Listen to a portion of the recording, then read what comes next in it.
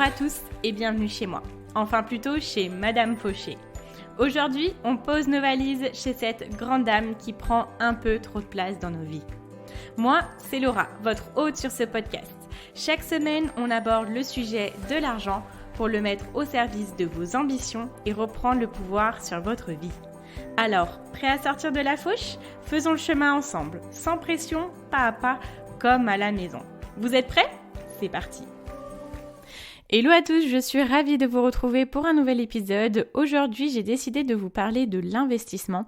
C'est un sujet que j'aime beaucoup aborder parce que c'est très d'actualité pour moi et vous le savez, je vous parle vraiment de choses que je vis et que j'expérimente.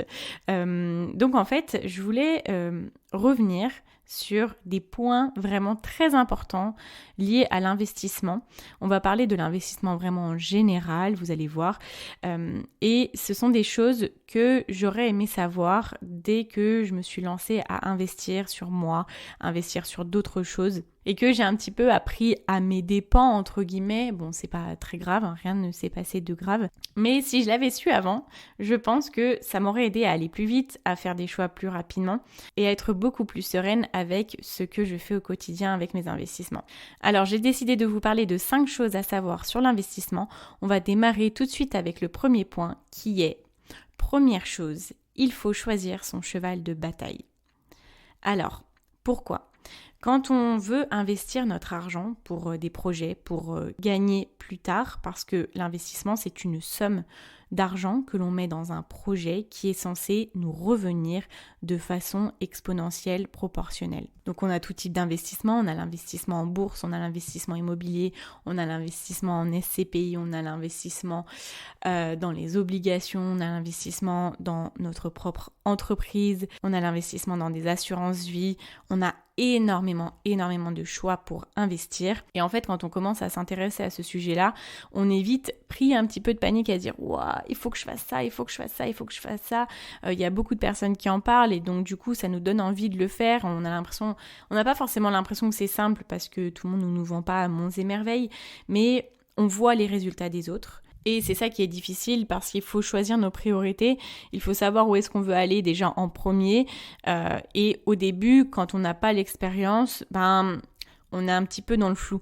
Et en fait, j'y ai repensé la dernière fois parce que sur une de mes vidéos sur Instagram, on m'a dit « Ah, t'as réussi à mettre 4 000 € de côté en 6 mois, t'aurais dû l'investir dans les crypto-monnaies. » Alors oui, je suis totalement d'accord. À l'investir dans des crypto-monnaies, c'est une très très bonne idée. Sauf qu'en fait, moi, ces 4 000 € là, je les ai investis sur autre chose parce que investir dans les crypto-monnaies, investir dans la bourse, pour l'instant, ce n'est pas ma priorité. C'est quelque chose qui m'intéresse, que j'aimerais faire dans un futur plus ou moins proche, mais pour l'instant, ce n'est pas ma priorité. Pour l'instant, ma priorité, là où j'investis cette épargne-là, c'est dans mon entreprise. Alors, c'est un type d'investissement comme un autre. Là, du coup, les revenus de cet investissement dépendent totalement de nous-mêmes quand on crée notre entreprise. Donc, je ne sais pas si c'est plus ou moins risqué, mais en tout cas, tout repose sur nos propres épaules. Et voilà, c'est vrai qu'au début de l'année, je vous avais dit que je voulais vraiment investir, etc., investir en bourse, comment comprendre le domaine. Sauf que j'ai d'autres priorités et je me suis rendu compte qu'on ne peut pas tout faire. Au début, on veut faire beaucoup de choses, aller vite, etc. L'investissement, c'est des choses qui sont sur le long terme. Mais comme ce sont des domaines qu'on doit apprendre généralement à partir de zéro, ça nous demande beaucoup d'énergie, ça nous demande beaucoup de temps, beaucoup de tests, etc. Et voilà, il faut choisir ses priorités. Attention, je ne dis pas qu'il faut investir que sur une seule chose à la fois. L'important, c'est de diversifier son portefeuille d'investissement pour que si un investissement se casse la figure, on en a d'autres qui sont toujours là pour continuer à faire de l'argent. Mais quand on démarre, on ne peut pas être au four et au moulin, on ne peut pas tout apprendre, on ne peut pas être bon de partout. Donc, c'est ok de se dire, ok, maintenant, j'investis là-dessus. Et dans 1 an, je me lancerai sur une deuxième activité d'investissement, par exemple. Il nous faut une grande patience et ça justement j'en parlais dans l'épisode de la semaine dernière quand on a l'impression en fait de ne pas avoir assez. Il nous faut une grande patience avec nous-mêmes, une indulgence envers nous-mêmes sur le fait qu'on a beaucoup de choses à faire dans notre journée et que nous renseigner sur les façons d'investir, etc., ce n'est pas forcément toujours notre priorité. On a le droit de décider que ça devienne notre priorité, mais par contre, dans la journée, au quotidien, on est déjà en train d'investir sur nous, on est déjà en train d'investir notre temps pour créer des ressources, pour se créer une vie que l'on souhaite en fait. Et moi, je me suis énormément donné du lest par rapport à ça parce que là, j'ai fait un constat quand même, on est en juin, donc on est au 6e mois de l'année, on est à la moitié de l'année presque. Et je me suis dit, Laura, qu'est-ce que t'as foutu ? T'as pas autant investi que ce que tu voulais faire, investir en bourse, que ce que tu voulais faire... où t'en es, genre rends-moi des comptes, tu vois. C'est la Laura qui se parle à la Laura, vous voyez, il y a plusieurs personnes dans ma tête, plusieurs types de, de personnes qui me tiennent la grappe. Et en fait, je me suis dit, ça fait en fait 6 mois, depuis le début de l'année, que je passe mon temps à investir, en fait. J'investis mon temps et j'investis mon argent sur Madame Fauché.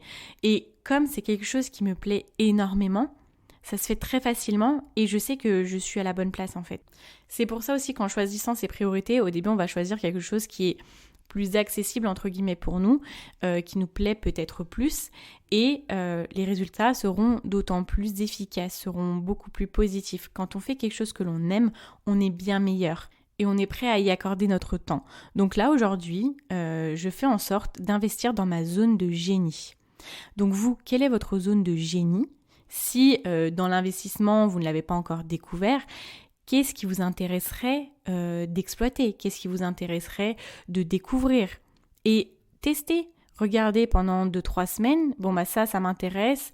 Est-ce qu'au bout de 2-3 semaines, c'est toujours quelque chose qui vous plaît ou ça vous barbe ? Si ça vous barbe, bah passez à autre chose. Et en faisant les choses l'une après l'autre, on va faire les choses bien et on se remerciera plus tard.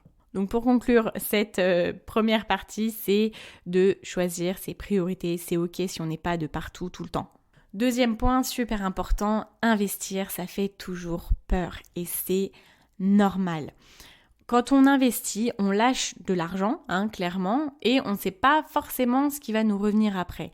C'est normal. Quand on investit dans tous les domaines, ou même quand on investit sur nous-mêmes, avec des formations par exemple, on lâche de l'argent, mais on ne sait pas exactement combien on va récupérer après. Surtout quand on investit pour de la connaissance et pour connaître les expériences des autres. Après, la seule chose qui fait que l'on aura un retour sur investissement, c'est les actions que nous-mêmes on mettra en place. C'est pour ça aussi qu'investir pour des formations, par exemple, ça fait toujours un peu plus peur parce que c'est encore une fois sur nos épaules.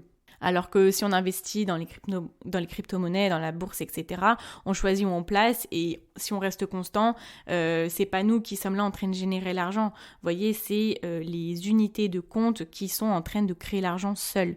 Je dis pas que c'est plus facile, attention, mais j'essaie de vous montrer les différents niveaux de pression que l'on peut avoir avec nos investissements. Bien évidemment, plus on investit une somme importante, plus on peut être tendu et plus on peut avoir des attentes élevées sur ces investissements-là. C'est normal.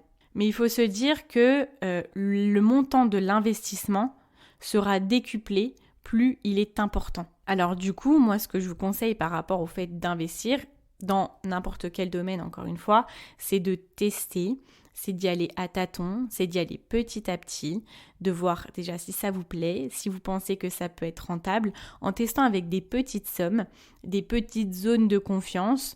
On arrive à voir quels sont les retours, parce qu'on aura quand même des retours, même si c'est des petites sommes, et on pourra voir si en investissant des plus grosses sommes, on aura un retour sur investissement aussi. Je prends encore une fois le domaine des formations en ligne.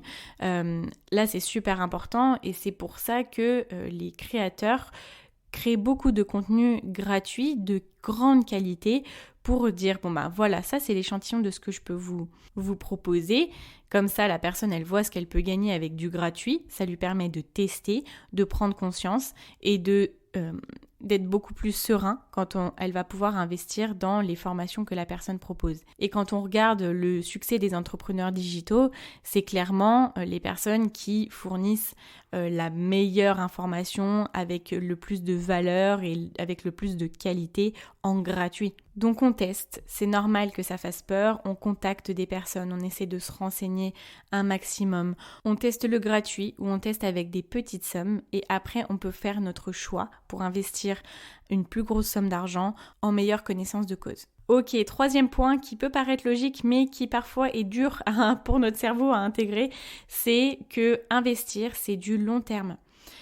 Oui, il y a des moyens de se faire de l'argent rapidement, etc. Mais si on veut un portefeuille qui est diversifié, si on veut des investissements qui sont stables, c'est obligatoire de voir au long terme.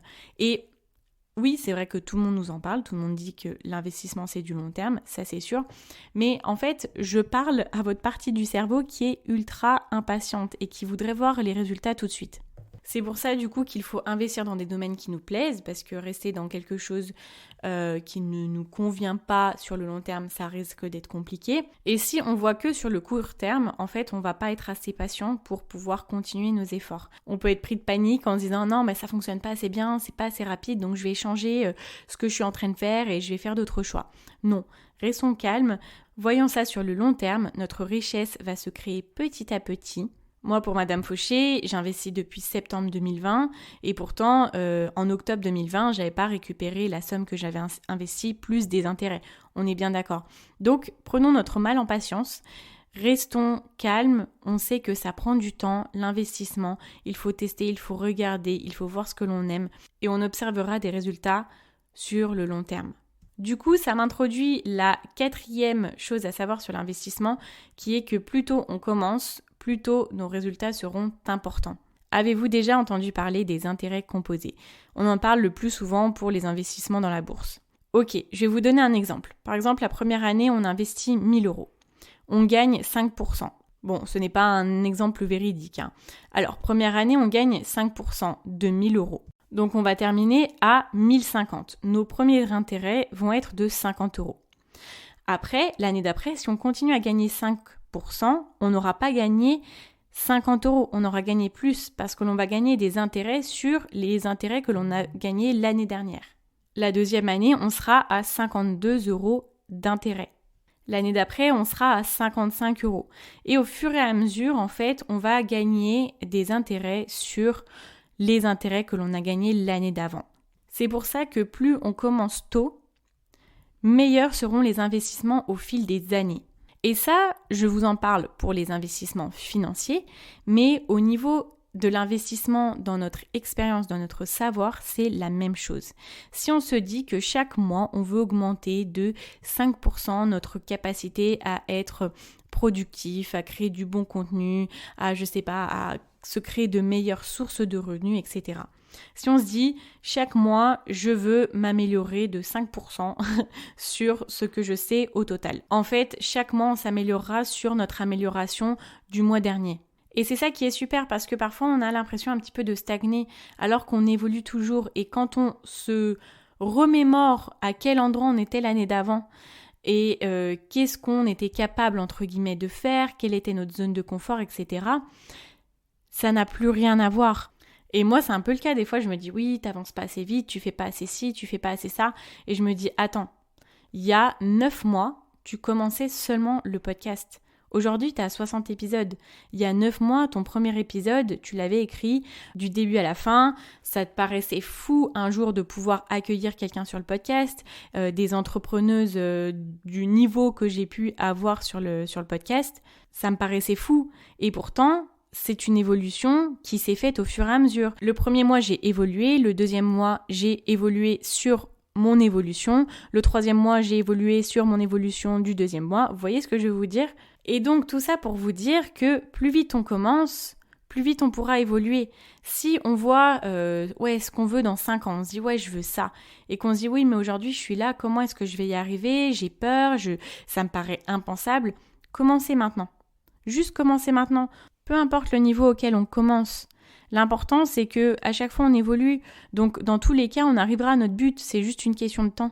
Et on va utiliser les intérêts composés dans notre évolution, dans nos investissements, pour que chaque jour, chaque semaine, chaque mois, chaque année, notre évolution soit exponentielle. Ok, on arrive à la dernière chose à savoir sur l'investissement, c'est que si vous ne savez pas dans quoi investir, que vous avez peur de vous dire que ça ne sera pas rentable et que du coup vous procrastinez, dites-vous bien que les seules personnes qui vont perdre de l'argent sont celles qui vont rester passives et ne rien faire. Et donc ne pas se lancer. Lancez-vous. Commencez petit à petit et vous verrez que vous apprendrez au fur et à mesure et que vous verrez ce qui est bon pour vous. Vous verrez vraiment qu'il y a un monde qui vous attend au-delà de vos barrières, au-delà de vos peurs et que quand vous allez y être, vous allez vous dire « En fait, j'aurais tellement dû le faire plus tôt, j'aurais tellement dû arrêter d'attendre parce que là, ce que je suis en train de gagner, c'est juste génial. » Ça, on le voit surtout aussi avec l'investissement personnel, dans des formations. On a accès tellement à des informations qui sont percutantes, intéressantes et surtout que là, à ce moment-là, les résultats, ils arrivent assez vite parce qu'on a des plans d'action à mettre en place, on a accès à des communautés, on rejoint des personnes et on se crée de nouvelles relations du coup. On sort vraiment du monde dans lequel on est actuellement et on commence à se rapprocher de nos objectifs. Donc croyez-moi, il faut se lancer, il faut le faire. C'est super important en fait parce que des fois on peut se dire oui, c'est tant d'argent, je ne sais pas si ça va être rentable, je ne sais pas. Dans tous les cas, vous ne saurez pas si vous ne le testez pas.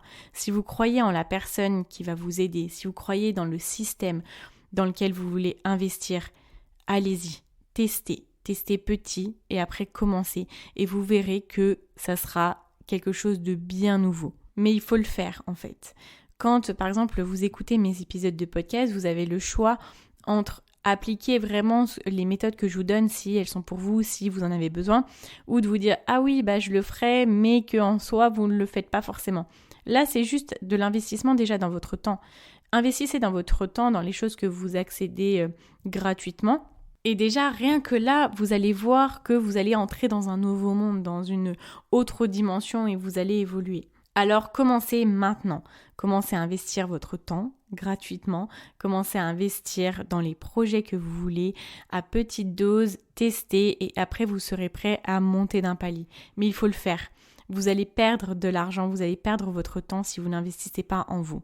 Voilà, écoutez, c'était un petit épisode aujourd'hui, mais j'avais vraiment envie de parler de ce sujet-là, de choses qui sont super importantes pour moi, qui sont super d'actualité. Donc pour vous résumer un petit peu, la première chose, c'est qu'il faut choisir ses priorités quand on investit. C'est ok de ne pas être partout tout de suite. On a le temps, il faut bien faire les choses, se renseigner et voir où est-ce qu'on est à l'aise.